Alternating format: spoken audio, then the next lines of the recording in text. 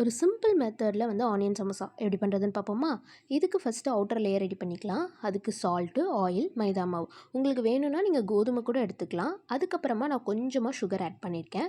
இதை நம்ம யூஸ்வலாக எப்படி சப்பாத்தி மாவு பிசைவோமோ அதே போல் பிசைஞ்சு வச்சுக்கோங்க. ஒரு 2 to 3 hours ஊறணும். இப்போ வந்து உள்ள இருக்க ஸ்டஃப் ரெடி பண்ணிக்கலாம். அதுக்கு நான் 3 ஆனியன்ஸை நீல வாக்கில் கட் பண்ணிக்கிட்டேன். அதுக்கப்புறம் கொஞ்சமாக கறி லீவ்ஸ் ஆட் பண்ணிக்கிட்டேன். அதுக்கப்புறம் salt, garam masala, red chilli powder, turmeric powder add பண்ணிக்கோங்க. இதெல்லாம் ஒரு நல்ல மிக்ஸ் கொடுத்துட்டு சைடில் வச்சுருங்க. அப்புறம் ஷீட்க்கு பார்த்திங்கன்னா சப்பாத்தி நம்ம எப்படி பண்ணுவோமோ அதே ப்ரொசீஜர் தான். ஆனால் ஒரே ஒரு டிஃப்ரென்ஸ் என்னென்னு பார்த்தீங்கன்னா, இதை ப்ரௌனிஷாக ஆக்கிடாமல் ஒரு டிரான்ஸ்பரண்ட்டாக இருக்கணும். ஒவ்வொரு சைடும் 2 to 3 செகண்ட்ஸ் மட்டும் இது பண்ணிக்கோங்க. அதாவது நம்ம அடுத்த சைடு நம்ம ஹேண்ட் வைக்கும்போது நம்ம ஹேண்ட் வந்து நல்லா விசிபிளாக தெரியணும். அந்த மாதிரி பார்த்துக்கோங்க. இதை வந்து ரெண்டாக கட் பண்ணிவிட்டு அகைன் ஃபோல்ட் பண்ணி கட் பண்ணி வச்சுக்கோங்க. இந்த வீடியோவில் காட்டுற மாதிரி. அவ்வளோதான், நம்மளோட எல்லா ஷீட்ஸுமே இதே போல் ரெடி பண்ணி வச்சுக்கலாம். அடுத்தது மைதா மாவு பேஸ்ட் ரெடி பண்ணணும். மைதா மாவில் தண்ணி கரைச்சி இந்த மாதிரி பேஸ்ட் மாதிரி ரெடி பண்ணிக்கோங்க.